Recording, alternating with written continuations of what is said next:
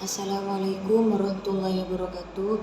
Saya Farah Rizka Isnaini dari kelas 4 APAUD Institut Agama Islam Al-Qadiri Jember akan menjelaskan tentang perencanaan sumber belajar.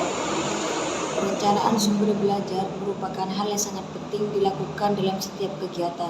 Apapun jenis kegiatannya, kegiatan perencanaan ini sangat penting untuk diperhatikan mengingat banyak kegiatan yang akhirnya kurang berhasil atau bahkan mengalami kegagalan dan tidak mencapai hasil maksimal akibat tidak direncanakan dengan baik. Manfaat yaitu yang pertama, guru dapat menyiapkan dan memilih sumber belajar yang sesuai dengan karakteristik, minat, dan tujuan pembelajaran anak yang hendak dicapai. Guru akan dapat menciptakan lingkungan belajar yang menarik untuk anak, serta memberikan rasa nyaman dan menyenangkan bagi anak. Yang nomor 3, guru akan terbantu dalam membentuk dan mengembangkan kemampuan dasar anak secara optimal. Dan selanjutnya, langkah-langkah perencanaan sumber belajar yaitu sumber belajar yang akan digunakan harus disesuaikan dengan tingkat pencapaian perkembangan anak yang hendak dicapai.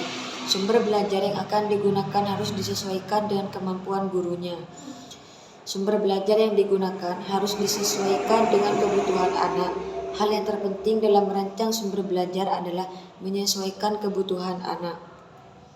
Dan penggandaan sumber belajar. Tahapan dalam pengelolaan sumber belajar yang tahap pengadaan, yaitu tahap pengadaan ini merupakan langkah dibuat yang pertama pembelian, yang kedua hadiah atau sumbangan, yang ketiga bekerja sama, dan yang terakhir adalah membuat.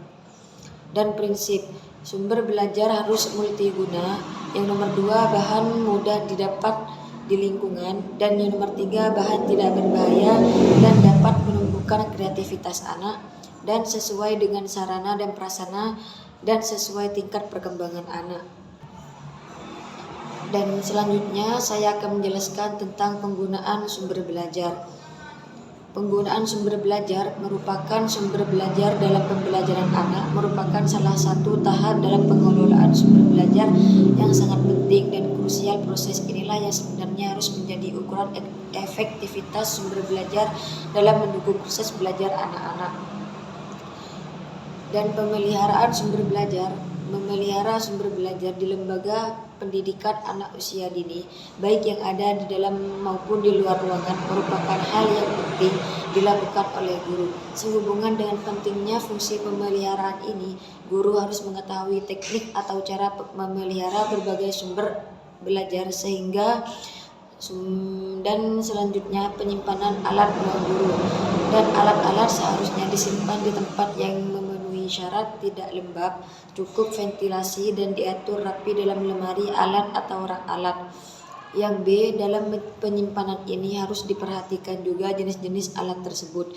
Yang C, pemeliharaan bahan dari kayu dilakukan secara berkala dengan menyemprotkan obat anti serangga atau rayap, memberi lapisan benih, cat, pelitur, atau pernis.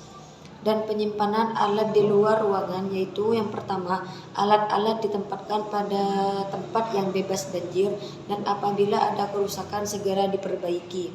Umpamanya ada bagian besi yang patah, secepatnya dilas. Bak pasir hendaknya selalu bersih dari kotoran-kotoran. Dan yang terakhir, bak air anaknya harus diperhatikan kebersihan dan kereta dorong harus bersih. Terima kasih, semoga bermanfaat. Mungkin hanya ini yang dapat saya sampaikan. Kurang lebihnya saya mohon maaf yang sebesar-besarnya. Assalamualaikum warahmatullahi wabarakatuh.